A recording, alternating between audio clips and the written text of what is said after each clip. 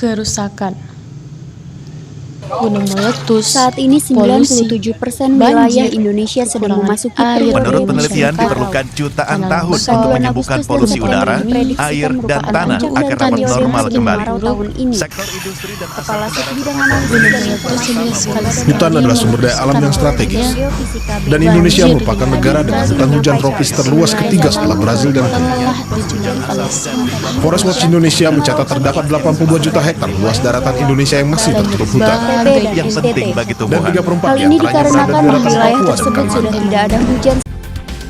5 Juni diperingati sebagai Hari Lingkungan Hidup Sedunia. Ironis, kondisi laut Indonesia kini berada dalam situasi kurang beruntung. Beberapa titik sudah jadi tempat pembuangan sampah. Koresponden lingkungan Silvano Hajid mengajak kita untuk melihat apa yang terjadi dengan laut Indonesia selama setahun terakhir. Sampah plastik mengapung di pantai Tanjung Karang, Kabupaten Donggala, Sulawesi Tengah. Ikan seperti melihatnya sebagai makanan. Dahulu pantai ini bagai surga. Plastics take the stage at an international exhibit in Amsterdam. The ingenious alchemy of coal and oil Atau provides the material. bangau yang Ingenious kelaparan mencari machinery makan presses and di antara stamps and sampah yang molds the tersangkut material into a di wide bibir sungai variety of menuju products, Laut Jakarta. articles for household use, as well as tools for industry. Melestarikan lingkungan by Aulia Rahma. Halo semuanya, perkenalkan nama saya Aulia Rahma. Biasanya teman-teman manggil saya Aul. Umur saya 16 tahun, saya kelas 12 IPA 11, MAN 2 Model Medan. Video ini akan berisikan tentang Quran Surah Ar-Rum, Surah ke-30 ayat 41-42, Quran Surah Al-Baqarah, Surah kedua ayat 204-206, Quran Surah Al-Furqan, Surah ke-25 ayat 45-50, Quran Surah Asad, Surah ke-38 ayat 27, hadis riwayat Bukhari Muslim dari Anas bin Malik, kandungan ayat, kondisi alam Indonesia dulu, kondisi alam Indonesia sekarang, kondisi dunia sekarang ini, dan langkah apa yang harus kita lakukan. Yang pertama adalah Quran Surah Ar-Rum, Surah ke-30 ayat 41-42.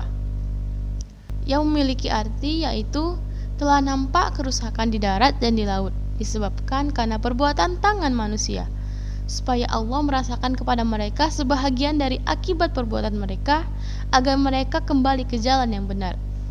Katakanlah, adakanlah perjalanan di muka bumi dan perlihatkanlah bagaimana kesudahan orang-orang yang terdahulu.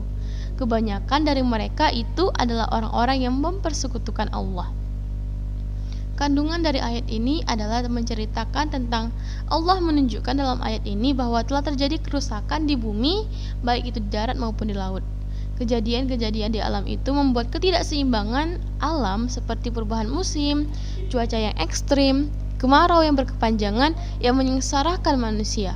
Allah juga menjelaskan kepada manusia bahwa kerusakan yang terjadi di muka bumi ini adalah karena perilaku manusia itu sendiri, baik disebabkan perilaku maksiat maupun kesalahan pengelolaan bumi. Namun, demikian Allah memberi kemungkinan manusia untuk sadar dan kembali ke jalan Allah setelah merasakan sebahagian dari akibat perilaku mereka. Allah juga memerintahkan manusia untuk merenungkan kejadian-kejadian yang dilakukan oleh orang-orang musyrik terlampaunya. Yang kedua adalah Quran Surah Al-Baqarah, Surah kedua ayat 204-206. Ayat ini memiliki arti yaitu dan di antara manusia ada orang-orang yang ucapannya tentang kehidupan dunia menarik hatimu dan dipersaksikannya kepada Allah atas kebenaran isi hatinya, padahal ia adalah penantang yang paling keras. Dan apabila ia berpaling dari kamu, ia berjalan di bumi untuk mengadakan kerusakan padanya dan merusak tanaman-tanaman dan binatang ternak, dan Allah tidak menyukai kebinasaan.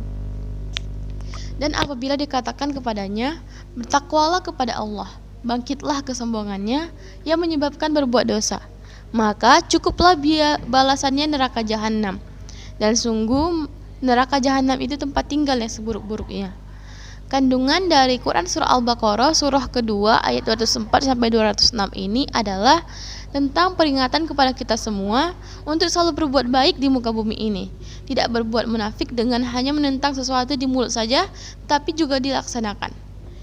Surah ini menceritakan tentang seorang yang munafik yang berkata bahwa dia sangat membenci orang-orang yang melakukan kerusakan pada bumi ini. Ia sangat menentang kerusakan di bumi dan ingin untuk melindungi bumi ini. Namun nyatanya ia memiliki maksud yang berbeda di hatinya. Ia melakukan kerusakan secara diam-diam, membuat kekotoran di mana-mana dan sebagainya. Selanjutnya adalah Quran surah Al-Furqan surah ke-25 ayat 45 sampai 50. Yang memiliki arti yaitu, apakah kamu tidak memperhatikan penciptaan Tuhanmu? Bagaimana dia memanjangkan dan memendekkan bayang-bayang, dan kalau dia menghendaki, niscaya dia menjadikan tetap bayang-bayang itu. Kemudian, kamu menjadikan matahari sebagai petunjuk atas bayang-bayang itu. Kemudian, kami menarik bayang-bayang itu kepada kami dengan tarikan yang perlahan-lahan. Dialah yang menjadikan untuk memalam sebagai pakaian dan tidur untuk istirahat. Dan dia menjadikan siang untuk membangun, untuk berusaha. Dialah yang meniupkan angin sebagai pembawa kabar gembira sebelum kedatangan rahmat-Nya atau hujan. Dan kami turunkan dari langit air yang amat bersih, agar kami menghidupkanmu dengan air itu negeri atau tanah yang mati. Dan agar kami memberi minum dengan air itu sebagian besar dari makhluk kami, binatang-binatang ternak dan manusia yang banyak. Dan sesungguhnya kami telah mempergilirkan hujan itu di antara manusia supaya mereka mengambil pelajaran daripadanya. Maka kebanyakan manusia itu tidak mau kecuali mengingkari nikmat yang diberikan. Isi kandungan dari Quran surah Al-Furqan surah ke-25 ayat 45 sampai 50 ini adalah betapa sudah sangat sempurnanya ciptaan Allah ini. Semua yang telah diciptakan sudah sangat berkeseimbangan. Namun, masih banyak manusia yang mengingkari nikmat itu sehingga ia merusak apa yang telah diberikan oleh Allah dan mencari nikmat yang menurutnya itu adalah hal yang terpenting. Selanjutnya adalah Quran surah As-Sadd surah ke-38 ayat 27. Dan kami tidak menciptakan langit dan bumi dan apa yang ada di antara keduanya tanpa hikmah. Yang demikian itu adalah anggapan orang-orang kafir. Maka celakalah orang-orang kafir itu, karena mereka akan masuk neraka. Isi kandungan dari surah ini adalah, dan kami tidak menciptakan langit dan bumi dan apa yang di antara keduanya tanpa hikmah. Yang demikian itu adalah anggapan orang-orang kafir. Maka celakalah orang-orang kafir itu karena mereka akan masuk neraka. Di mana Allah menciptakan segala yang ada di langit maupun di bumi ini untuk kita ambil hikmahnya, yaitu betapa pentingnya keseimbangan ekosistem. Betapa sudah sangat indahnya alam yang diciptakan oleh Allah Subhanahu wa taala ini. Lalu kenapa kita merusaknya? Selanjutnya adalah hadis riwayat Bukhari Muslim dari Anas bin Malik yang memiliki arti yaitu dari Anas bin Malik berkata, Rasulullah SAW bersabda, tidaklah seseorang muslim menanam pohon, tidak pula menanam tanaman, kemudian pohon atau tanaman tersebut dimakan oleh burung, manusia atau binatang selain menjadi sedekah baginya. Rawahul Bukhari wal Muslim. Isi kandungan dari hadis ini adalah menggambarkan betapa pentingnya menjaga lingkungan, betapa banyaknya pahala yang akan kita dapatkan hanya dari menanam sebuah tanaman atau pohon. Bumi ini adalah rumah kita. Kita tak ada pilihan lain selain merawatnya. Jadi, apa yang harus kita lakukan dalam memperbaiki kondisi sekarang ini? Apa kita harus ikut sana ikut sini, sibuk sana sibuk sini, pelin-pelan sana pelin-pelan sini, berkuar-kuar sana sini, pusing-pusing melulu, dan sebagainya? Big no, salah besar.